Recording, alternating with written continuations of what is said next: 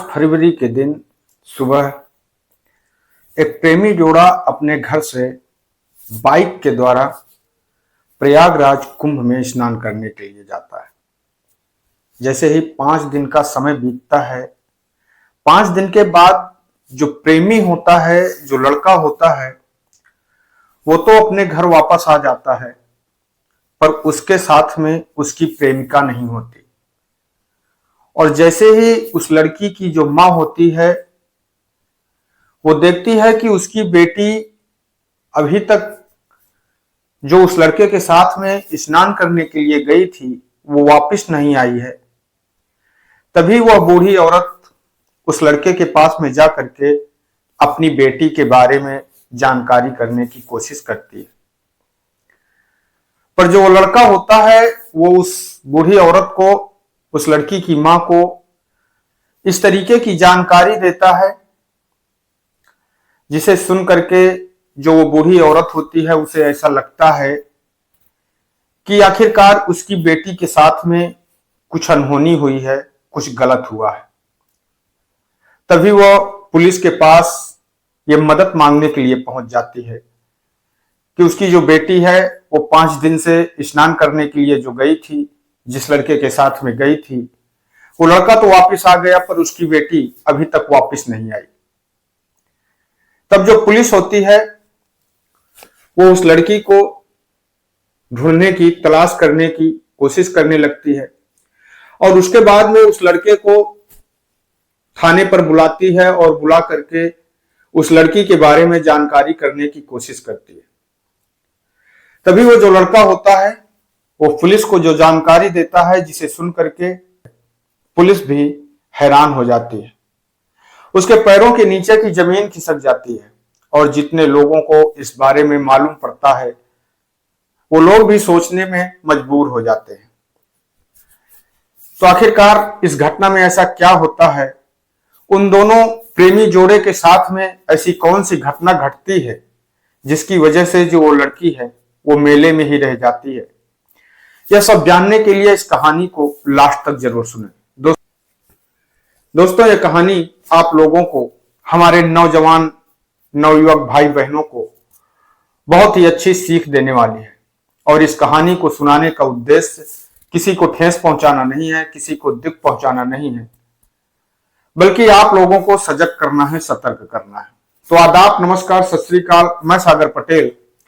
दोस्तों, कहानी शुरू करें उससे पहले आप लोगों से एक छोटा सा रिक्वेस्ट करना चाहते हैं कि अगर आप लोग मेरे इस चैनल पर पहली बार विजिट कर रहे हैं, या फिर अगर अभी तक आप लोगों ने मेरे इस चैनल को सब्सक्राइब नहीं किया है, तो मेरे इस चैनल को सब्सक्राइब कर बेल आइकन को जरूर दबाएं। और दोस्तों, आपको ये घटना, ये कहानी कैसी लगी, ये अपनी राय हमें कमेंट बॉक्स में जरूर दें। दरअसल दोस्तों, आज की ये जो घटना है, इस घटना की शुरुआत होती है लगभग आज से 2 साल पहले, अप्रैल 2023 से। सन 2023 अप्रैल का महीना होता है। घाघरा जिले में एक लड़का जिसका नाम सोनू कुमार होता है, सोनू कुमार एक कोरियर बॉय का काम किया करता है।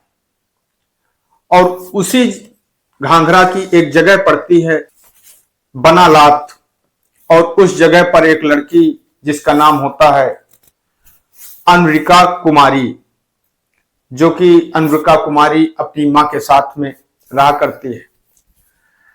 अप्रैल 2023 में जो अनविका होती है, वो एक ऑनलाइन सामान बुक करती है। और जो सामान होता है, जो सामान का पार्सल होता है, जो सोनू कुमार होता है, कोरियर बॉय का काम किया करता है, जब वो उस सामान को लेकर के अनविका देवी के घर पर पहुंचता है, तो अनविका होती है, वो जैसे ही सोनू को देखती है, सोनू को देख करके, जो सोनू देखने में काफी हैंडसम होता है, जवान होता है, देख करके वो मन ही मन ये विचार करने लगती है, उसे कहीं ना कहीं सोनू से प्यार हो जाता है। वो सोनू की खूबसूरती की दीवानी हो जाती है। तभी जो सोनू होता है, वो भी जब अनविका को देखता है, तो उसे भी लगता है कि अनविका भी देखने में काफी सुंदर होती है। और वो अनविका के खूबसूरत बदन को देख करके वो उसे कुछ पल के लिए देखता ही रहता है।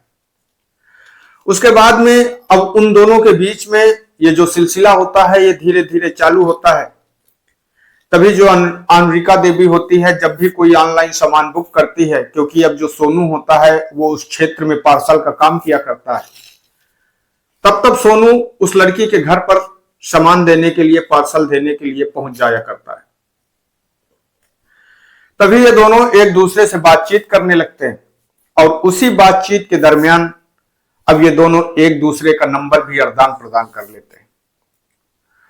और जैसे ही एक दूसरे का नंबर आदान प्रदान करने के बाद में अब इन दोनों की फोन पर भी बात होने लगती है और फिर ये दोनों एक दूसरे के साथ प्यार करने लगते हैं, घंटों तक बात करने लगते हैं, चैटिंग करने लगते हैं और फिर इन दोनों को एक दूसरे से प्यार हो जाता है और प्यार इस कदर हो जाता है कि वो दोनों एक दूसरे के साथ में रिलेशनशिप में रहने लगते हैं, यानी एक दूसरे से संबंध भी बनाने लगते हैं। अब इस तरीके से इन दोनों की जो जिंदगी है वो बड़ी ही राजी खुशी से कट रही होती है। दोनों की जब इच्छाएं होती हैं, एक दूसरे के साथ में मिलते हैं और शारीरिक संबंध बनाते हैं, एक दूसरे से प्यार करते हैं। लगभग धीरे धीरे 2 साल का समय बीत जाता है। 2 साल के बाद उत्तर प्रदेश के प्रयागराज में जब महाकुंभ का आयोजन होता है, देश से नहीं बल्कि विदेश से दूर दूर से लोग उस महाकुंभ में, उस महापर्व में शामिल होने के लिए, स्नान करने के लिए आते हैं। तभी जो अनरिका होती है वो एक दिन अपने प्रेमी सोनू कुमार से कहती है कि हम लोगों को भी महाकुंभ में स्नान करने के लिए चलना चाहिए।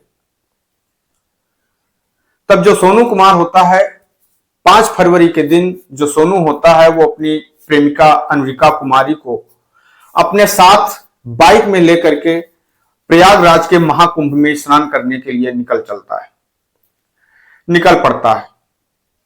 पर जैसे ही लगभग 5 दिन का समय बीत जाता है, 5 दिन के समय बीतने के बाद में 10 फरवरी को जो सोनू कुमार होता है वो अपने घर तो वापिस आ जाता है, पर उसके साथ में अनरिका देवी नहीं होती। तभी जो उसकी मां होती है, अनरिका देवी की मां होती है, वो सोनू कुमार के पास में जाती है और उससे पूछती है कि आखिरकार उसकी बेटी जो आपके साथ में, तुम्हारे साथ में गंगा स्नान करने के लिए गई थी, वो वापस क्यों नहीं आई। वो रोने लगता है और रोने के बाद में वो बताता है, वो पूरी कहानी उस बूढ़ी औरत को बताता है और वो कहता है कि वो दोनों जैसे ही प्रयागराज के महाकुंभ में गंगा स्नान करने के लिए पहुंचते हैं, तभी जो अनरिका होती है वो गंगा स्नान करने के लिए जाती है और वो गंगा स्नान कर करके वापस आ जाती है। पर तभी जो सोनू कुमार होता है वो गंगा स्नान करने के लिए जाता है, तभी अनरिका देवी उस मेले में कहीं पर खो जाती है।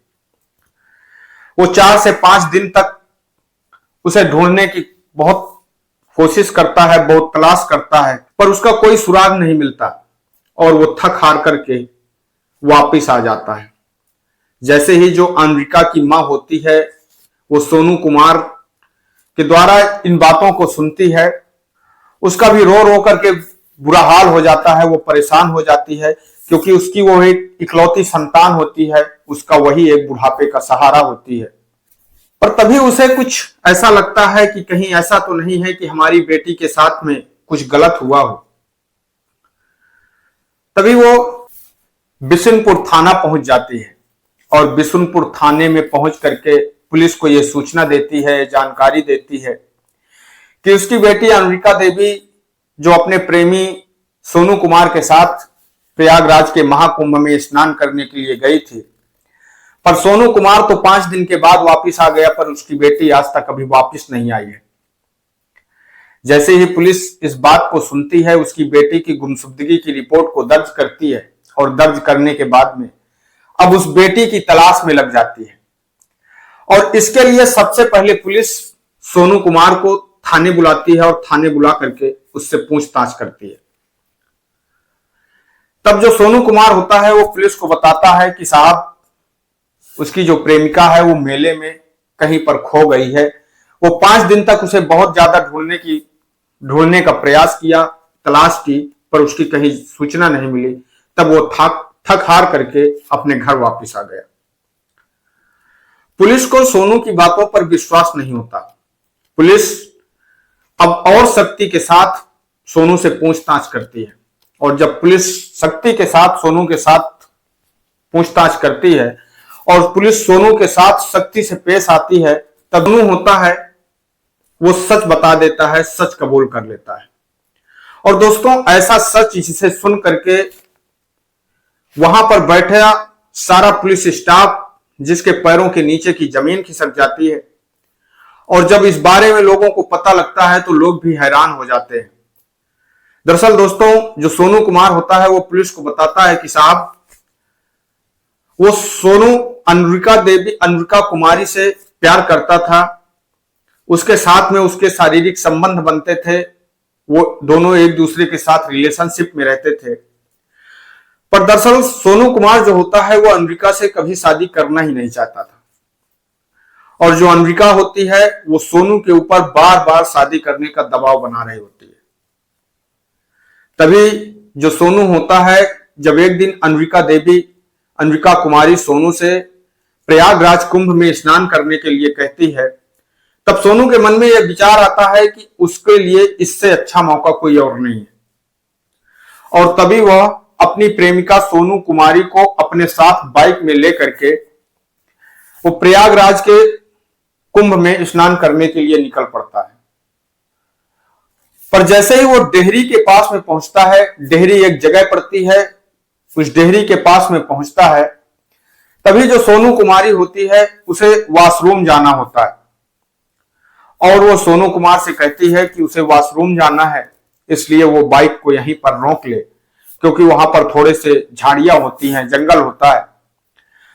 तब जो सोनू कुमार होता है वो वहां पर अपनी बाइक को रोकता है और रोकने के बाद में वो अपनी प्रेमिका अनविका देवी को उन झाड़ियों की तरफ ले जाता है। और उन झाड़ियों की तरफ ले जाकर के वो वहां पर उसके गले से, उसके रुपट्टे से उसके गले को कसकर और उसके बाद चाकू से, एक धारदार हथियार से उसके गर्दन को रेत देता है। और रेतने के बाद में जो उसकी लाश होती है, उस लाश को उन्हीं झाड़ियों में फेंक करके वो प्रयागराज के महाकुंभ जाता है। और वहां पर जाने के बाद में वो गंगा स्नान करता है। और गंगा स्नान करने के बाद वो पांचवें दिन अपने घर वापिस आ जाता है। पुलिस जैसे ही सोनू कुमार के मुंह से इन शब्दों को सुनती है, इन बातों को जानती है, वो सोनू कुमार को तुरंत अपने साथ कस्टडी में लेती है और उसके बाद सोनू कुमार को उस जगह पर ले जाती है। और ले जाने के बाद में जो सोनू कुमार की मां होती है ले जाती है और उसके बाद में पुलिस डेहरी से अनविका देवी के शव को लाने की तैयारी करने लगती है। दोस्तों, इस कहानी को सुनाने का उद्देश्य किसी को ठेस पहुंचाना नहीं है। दोस्तों, इस कहानी से हम लोगों को एक सीख लेनी चाहिए, हम लोगों को एक सबक लेना चाहिए।